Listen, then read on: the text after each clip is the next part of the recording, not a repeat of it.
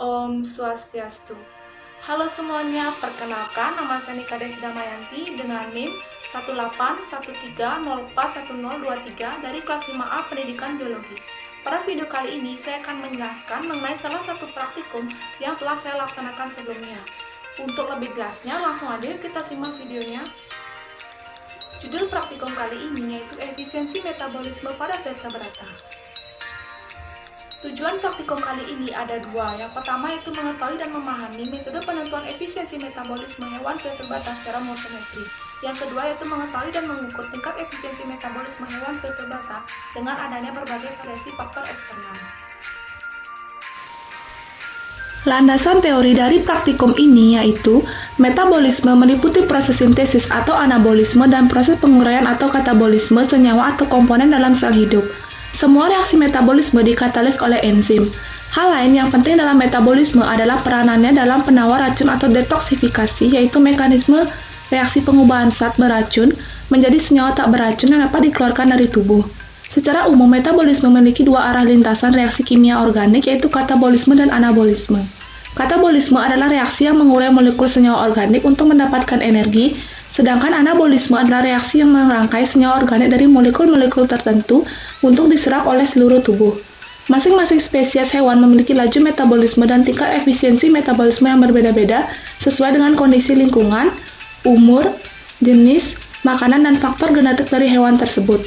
Metabolisme diperlukan untuk memproduksi energi, membentuk struktur atau meregenerasi struktur tubuh yang rusak, reproduksi, serta menyokong keseimbangan homeostatis fisiologi tubuh. Makhluk multiseluler baik manusia, hewan, maupun tumbuhan tersusun atas jutaan sel. Tiap sel memiliki fungsi tertentu untuk kelangsungan hidup suatu organisme. Untuk menjalankan fungsinya, sel melakukan proses metabolisme. Hasil reaksi tiap tahap metabolisme merupakan senyawa pemula dari tahap reaksi berikutnya. Proses metabolisme yang terjadi di dalam sel makhluk hidup seperti pada tumbuhan dan manusia melibatkan sebagian besar enzim atau katalisator, baik berlangsung secara sintesis atau anabolisme dan respirasi atau katabolisme. Pada saat berlangsungnya peristiwa reaksi biokimia di dalam sel, enzim bekerja secara spesifik. Enzim mempercepat reaksi kimia yang menghasilkan senyawa ATP dan senyawa-senyawa lain yang berenergi tinggi seperti pada proses respirasi, fotosintesis, kemosintesis, sintesis protein, dan lemak. Morfometri adalah suatu metode pengukuran terhadap variasi dan perubahan bentuk serta ukuran tubuh dari suatu organisme. Morfometri mencakup ukuran panjang dan sudut, analisis lapangan, dan analisis outline. Penerapan morfometri biasanya dilakukan pada pengukuran tubuh makhluk hidup dan pengukuran geografis. Keuntungan dari pengukuran metode morfometri adalah morfometri memberikan deskripsi elemen kuantitatif. Morfometri dapat menghasilkan data-data pengukuran dalam bentuk angka yang dapat digunakan untuk perbandingan antara bentuk-bentuk morfologi yang berbeda. Alat dan bahan yang digunakan dalam praktikum ini yaitu alat yang digunakan ada 3. Yang pertama yaitu kandang ayam, yang kedua yaitu meteran, yang ketiga yaitu alat tulis. Sedangkan bahan yang digunakan dalam praktikum ini ada 4. Yang pertama itu 6 ekor anak ayam broiler, yang kedua itu pakan ayam jenis 511, yang ketiga itu pakan ayam jenis jagung menir, dan yang keempat yaitu air. Prosedur kerja dari praktikum ini yaitu pertama, menyediakan 2 unit kandang ayam yaitu kandang ayam A dan B yang bersih dan lengkap dengan wadah makanan dan minuman. Kedua, menyiapkan 6 ekor anak ayam yang dipisahkan dalam 2 kelompok perlakuan yang berbeda. Ketiga, meletakkan masing-masing 3 ekor anak ayam pada kandang ayam A dan kandang ayam B. Yang keempat, memberikan treatment berupa jenis pakan yang berbeda pada kedua kelompok perlakuan dengan takaran yang sama setiap harinya. Kelima, melakukan pengukuran morfometri meliputi panjang total dan diameter badan, serta membandingkan secara deskriptif berat badan ayam secara berkala sebanyak 2 kali selama 2 minggu. Hasil pengamatan dari praktikum ini yaitu tabel 01, hasil pengukuran anak ayam pada kelompok perlakuan A, pakan ayam jenis 511, minggu pertama. Ayam warna pink memiliki panjang total 10 cm, diameter badan 13 cm, dengan berat ringan. Ayam warna putih memiliki panjang total 10 cm, diameter badan 13 cm, dengan berat sedang. Ayam warna ungu memiliki panjang total 10 cm, diameter badan 15 cm, dan berat sedang. Tabel 02 hasil pengukuran anak ayam pada kelompok perlakuan B, pakan ayam jenis jagung menir, minggu pertama. Ayam warna pink memiliki panjang total 10 cm, diameter badan 13 cm, dengan berat ringan. Ayam warna putih memiliki panjang total 10 cm, diameter badan 15 cm, dengan berat sedang. Ayam warna ungu memiliki panjang total 10 cm, diameter badan 15 cm, dengan berat sedang. Tabel 03 hasil pengukuran anak ayam pada kelompok perlakuan A, pakan ayam jenis 511 minggu kedua. Ayam warna pink memiliki panjang total 11 cm, diameter badan 14 cm, dengan berat sedang. Ayam warna putih memiliki panjang total 13 cm, dengan diameter badan 16 cm, dan berat sedang. Ayam warna ungu memiliki panjang total 14 cm, diameter badan 19 cm, dengan berat badan berat. Tabel 04 hasil pengukuran anak ayam pada kelompok perlakuan B, pakan ayam jenis jagung menir minggu kedua. Ayam warna pink memiliki panjang total 11 cm, diameter badan 14 cm, dengan berat sedang. Ayam warna putih memiliki panjang total 12 cm, diameter badan 16 cm, dengan berat sedang. Ayam warna ungu memiliki panjang total 12 cm, diameter badan 16 cm, dengan berat sedang. Tabel 05 hasil rata-rata pengukuran anak ayam pada kelompok perlakuan A, pakan ayam jenis 511 minggu pertama dan minggu kedua. Pengukuran minggu pertama memiliki rata-rata panjang total yaitu 10 cm, rata-rata diameter badan 13,67 cm, rata-rata berat yaitu sedang.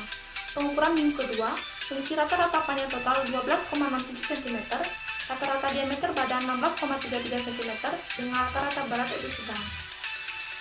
Tabel 06 hasil rata-rata pengukuran anak ayam pada kelompok perlakuan B, pakan ayam jenis jagung menir minggu pertama dan minggu kedua. Pengukuran minggu pertama memiliki rata-rata panjang total yaitu 10 cm, rata-rata diameter badan 14,33 cm, rata-rata berat yaitu sedang.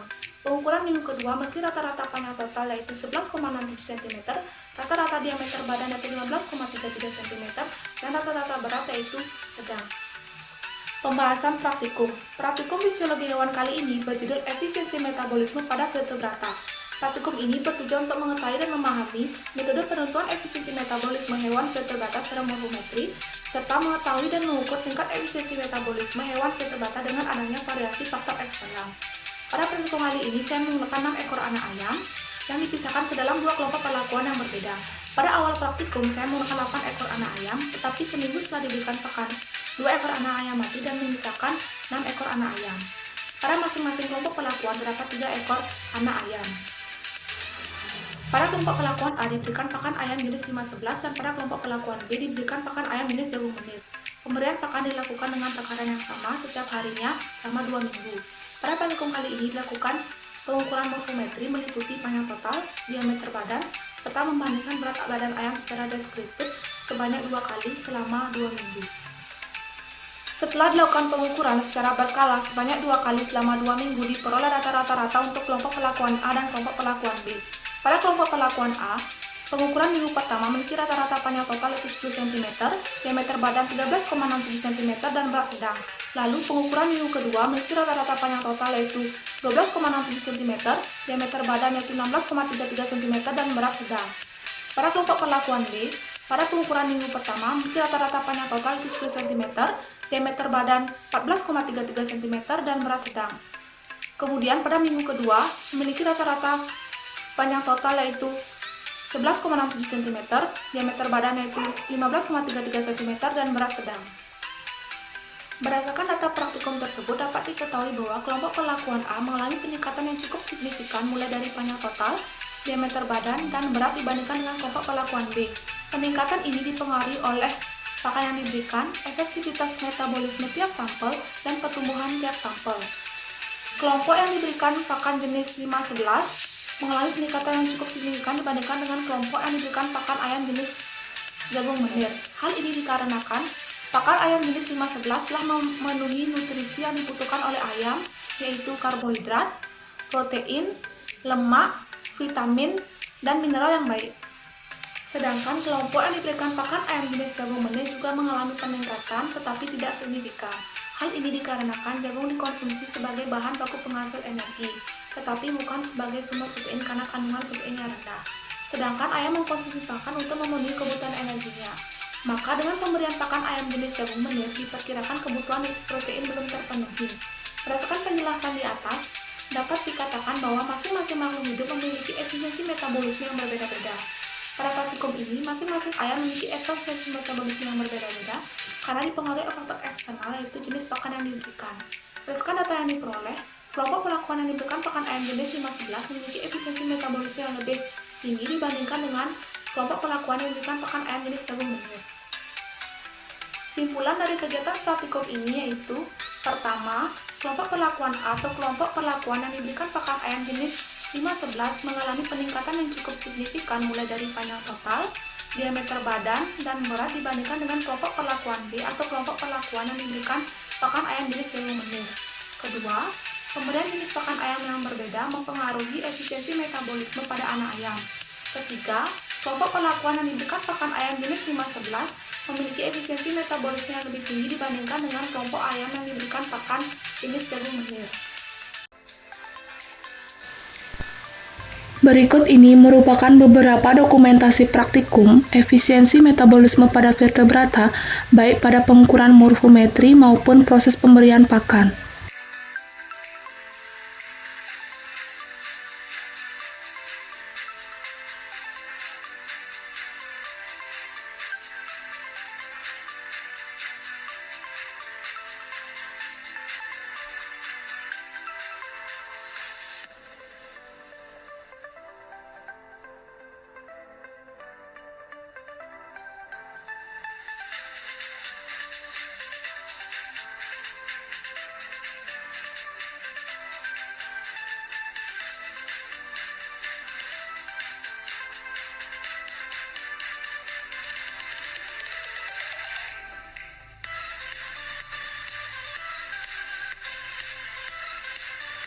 Nah, sekian video penjelasan mengenai praktikum efisiensi metabolisme pada vertebrata. Semoga video ini bermanfaat ya bagi kalian semua. Mohon maaf jika ada salah-salah kata. Akhir kata saya ucapkan terima kasih. Om Shanti Shanti Shanti Om.